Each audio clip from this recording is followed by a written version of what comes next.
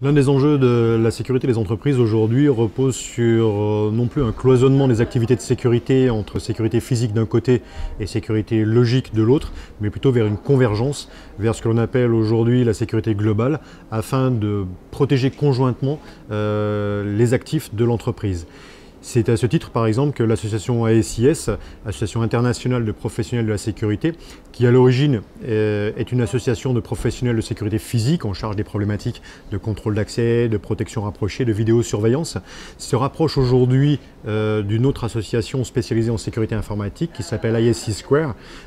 et conduit aujourd'hui des conférences conjointes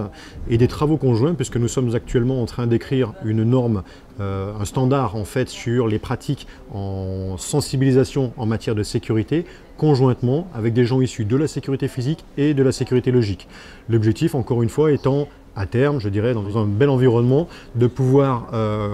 gommer cette notion de distinction entre le physique et le logique pour ne parler que de sécurité des actifs de l'entreprise.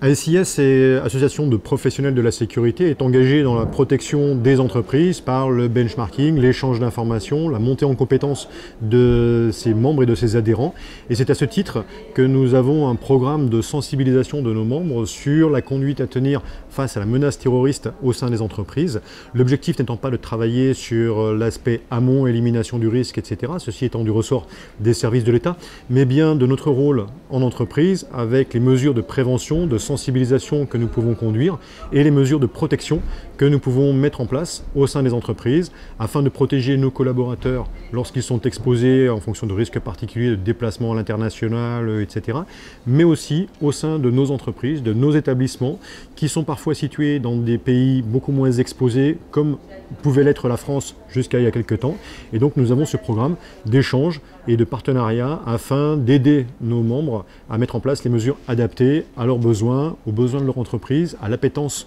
au risque de leur organisation.